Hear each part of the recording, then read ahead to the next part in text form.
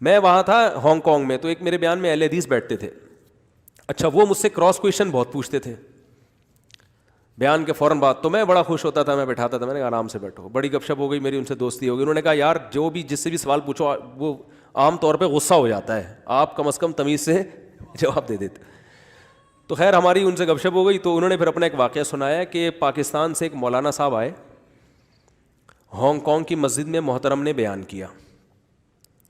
اب Hong Kong کی مسجد جو ہے نا, وہاں اس میں مفتی ارشد صاحب ہوتے ہیں, وہ گورنمنٹ کی لیول پہ وہاں کے مفتی اعظم, یعنی ان کو گورنمنٹ نے بنایا ہوا ہے مسلمانوں کے لیے, بڑی ان کی وہ یعنی وہاں پر ان کا ایک نام ہے.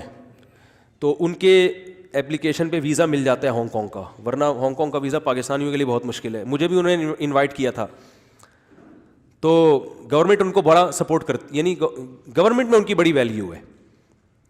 اچھا, انہوں نے بڑا ظرف کر کے بلایا کسی کو, چلیں جی وہ مسلک وسلک کا نہیں بحث میں پڑھتے, کوئی بھی مشہور اسکالر ہو جو قرآن و سنت کی بات کرتا ہو اس کو بھی وہ انوائٹ کرتے ہیں.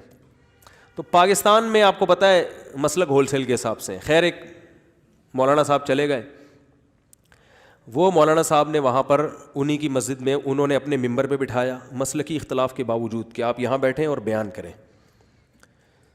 تو وہ خطیب صاحب نے بیان کیا, اور پورا بیان اتحاد امت پہ. کس پہ؟ امت کو جوڑنا ہے, امت کو کیا کرنا ہے, محبت, مسلک پرستی نہیں ہے, جوڑ, پشتو میں کہتے ہیں نا جوڑ توڑ سنگے مڑوڑ, سنا ہے نا. ہمارے جو دوست جب ملتے ہیں نا تو ہمیں یہ لفظ سمجھ میں آتا ہے, جوڑ توڑ سنگے مڑوڑ انڈی ولان خا دے دغت خو ندی کڑے. کوئٹہ کی پشتوں میں کہتے ہیں دغت مغت خو ندی کڑے, اور لگی تستا ماچس کو کہتے ہیں. پشاور کی اور کوئٹہ کی پشتوں میں بڑا فرق ہے. تو ہمارے ایک دوست تھے بڑے مزاحیہ, وہ پھر جب ملتے تھے نا ہمارے شاگردوں سے وہاں کوئٹہ میں, تو کہتے تھے جوڑ توڑ سنگے مروڑ شینی ہتھوڑے کشمش پکوڑے. وہ پوری گردان سنانا شروع کہتے, بھائی کیا بول رہے ہیں, کہہ رہے ہیں یار ہمیں تو یہ سمجھ میں آ رہا ہوتا, آلو بخارے چھینی ہتھوڑے کشمش پکوڑے وہ سب لگا دیتے تھے ساتھ میں. تو خیر ان کو بلایا محترم کو, انہوں نے ممبر پہ بیٹھ کے بیان کیا اتحاد امت, ایک دوسرے کو. اب کیا ہوا, یہ اہل حدیث بیٹھے ہوئے تھے یہاں پہ نا, یہ مجھے اپنی کارگزاری سنا رہے تھے کہ میں اس بیان میں بیٹھا ہوا تھا. جیسے ہی جمعے کی نماز کا ٹائم آیا ہے تو محترم نے کہا ہم ان کے پیچھے نماز بولو بھائی, مفتی ارشد صاحب کے پیچھے نماز, جنہوں نے انوائٹ کیا اپنے ممبر پہ بٹھایا ہے, بھائی اپنی مسجد دی. آج کل کون کسی کو اپنا ممبر دیتا ہے, مسجد دیتا ہے بیان کرنے کے لیے. وہ اتنے براڈ مائنڈیڈ کہ آپ کو بٹھا رہے ہیں کہ چلو یار اللہ رسول کی بات ہی ہوگی نا, کیا ہوتا ہے مسلک سے. تو این جب جمعے کی, اچھا وہ غیر مسلم ریاست ہے, بعض دفعہ جمعے میں بہت سے غیر مسلم بھی آ رہے ہوتے ہیں, وہاں ہر ہفتے غیر مسلم مسلمان ہوتے ہیں الحمدللہ. ہانگ کانگ میں انہوں نے مجھے بتایا بہت تیزی سے اسلام پھیل رہا ہے الحمدللہ. تو اب جو نئے نئے مسلمان ہوئے ہیں ان پہ کتنا برا اثر پڑے گا نا, کہ ابے یار ان کے تو اتنے اختلاف ہیں, اتنا بڑا مجمع ان محترم کے پیچھے جمعے کی نماز پڑھ ہی نہیں رہا. تو چلو یار آپ بعد میں دہرا لینا, فی الحال سیاستاً پڑھ لو ٹھیک ہے نا, پبلک کو دکھانے کے لیے پڑھ لو, غیر مسلموں پہ برا اثر نہ جائے. غیر مسلموں پہ کتنا برا اثر پڑے گا, جو نئے نئے مسلمان ہوئے ہیں یا ہونے والے ہیں, وہ کہیں گے یار اتنا میٹھا بیان اور نماز نہیں پڑھ رہے. اب وہ جو حضرت مفتی ارشد صاحب تھے انہوں نے کہا کہ بھائی یہاں میں آپ کو مصلی پہ کھڑا کر دیتا, میں آپ کے پیچھے پڑھ لیتا, لیکن گورنمنٹ کی طرف سے مصلی پہ کسی اور کو کھڑا ہونے پر پابندی, کیونکہ پہلے اس طرح کے کچھ اختلافات ہو چکے ہیں پھڈے وڈے. تو گورنمنٹ نے لا بنا دیا ہے کہ چاہے کوئی بھی ممبر پہ بیان کرے گا نماز یہی پڑھائیں گے, ان کے علاوہ کوئی اور نہیں پڑھائے گا. میں جب گیا تھا نا بیان کرنے تو بھی میں نے نماز نہیں پڑھائی وہاں پہ. انہوں نے کہا آپ, ہم خواہش تھی کہ آپ نماز پڑھائیں, لیکن یہ قانون یہاں پر ہے, یعنی کمیٹی کی طرف سے بھی اور شاید گورنمنٹ کی طرف سے بھی, کہ نماز آپ نہیں پڑھانی ہے. حکومت تو نہیں چاہتی نا لڑائی جھگڑے ہو, مسلمان تو پوری کوشش کرتے ہیں کہ ہو, لیکن غیر مسلم ریاست بھی غیر مسلم ہو کے نہیں چال رہی تھی کہ ان میں آپس میں کیا ہو, پھڈے ہوں ٹھیک ہے نا.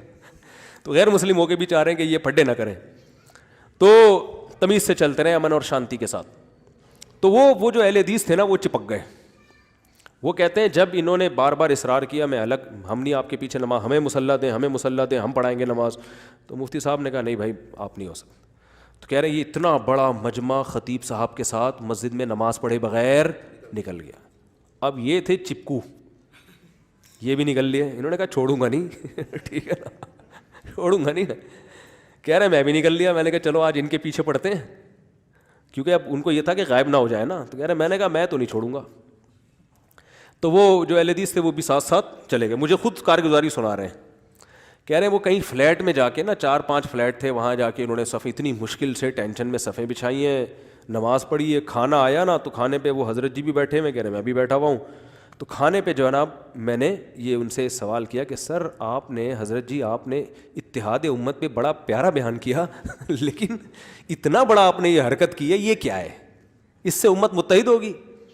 تو کہہ رہے ہیں جیسے ہی میں نے کہا نا تو ان کے سارے جو مریدین ہوتے ہیں نا, وہ ایک سیاستدان تقریر کر رہا تھا نا, کہ ایک سیاستدان تقریر کر رہا تھا تو اس کو وہ ہوتے ہیں نا اسسٹنٹ ہوتے ہیں ان کے, وہ پہلے اپنے جو لیڈر کی تعریفیں کرتے ہیں کہ آپ یہ ہیں تو یہ ہیں, آپ یہ بادشاہ ہیں تو آپ جو ہے نا ان کی عوام ہیں, یہ لیڈر ہیں تو آپ ان کے ماتحت ہیں, ایسے کر کے وہ. تو ایک نے کہا یہ دیگ ہیں تم ان کے چمچے ہو یہ دیگ ہیں تم ان کے چمچے ہو. تو وہ جتنے چمچے بیٹھے ہوئے تھے نا, کہہ رہے ہیں جب میں نے ان سے کہا کہ حضرت اچھا یہ ہوشیار بہت تھے, بڑی تمیز سے اعتراض کرتے تھے نا, ایسے گھننے بن کے بڑے آرام سے, کہ لگے نہ کہ اعتراض کر رہا ہوں, کیونکہ میرے پر بہت سارے اعتراضات کر چکے تھے یہ تو مجھے لوگوں نے کہا کہ ان سے ہوشیار رہنا. میں نے کہا آنے دو انشاءاللہ کوئی مسئلہ نہیں ہے کرنے, لیکن مجھ سے مطمئن تھے وہ الحمدللہ. وہ مولانا ابوالکلام آزاد جو تھے نا وہ پاکستان بنانے کے قائل نہیں تھے, مولانا اشرف علی تھانوی قائل تھے. تو کسی نے مولانا اشرف علی تھانوی رحمۃ اللہ علیہ سے فرمایا کہ ابوالکلام آزاد آپ سے پاکستان کے بارے میں بحث کرنا چاہتے ہیں. اور ابوالکلام جو تھے نا یہ واقعی کلام کے بڑے ماسٹر بھی تھے, بڑا بولنا آتا تھا ان کو. تو حکیم الامہ نے فرمایا کہ ابوالکلام کو آنے دو, آئے گا تو جد الکلام کو پائے گا. ابوالکلام کا مطلب کلام کا باپ. تو کہا کہ آنے دو, وہ کلام کا باپ ہے تو ہم کلام کے دادا ہیں, آنے دو بحث کریں گے. یہ قائل تھے مولانا اشرف تھانوی کے پاکستان بننا چاہیے, ابوالکلام آزاد قائل نہیں تھے. تو کہنے تھا ابوالکلام کو آنے دو, ابوالکلام آئے گا تو ادھر کس کو پائے گا, جد الکلام کو پائے گا ٹھیک ہے نا.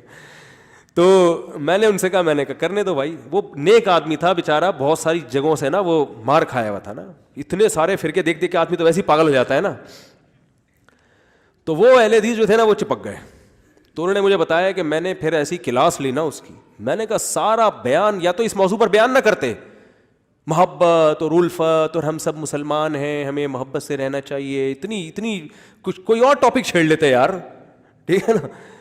تو کہہ رہے ہیں وہ ان کے چمچوں نے مجھے ایسا پکڑا ہے, بولے چپ, گستاخی کر رہا ہے اور یہ کر رہا ہے اور وہ کر رہا ہے, کہہ رہا ہے مجھے خاموش کرا دیا. لیکن کہہ رہے ہیں میں نے ڈوز الحمدللہ دے دی کہ سارے گھننے نہیں ہوتے, سارے عقیدت مند نہیں ہوتے, بہت سے لوگ نوٹ کر رہے ہوتے ہیں بہت سی چیزیں, سمجھ میں نہیں آ رہی بات, میرا خیال ہے.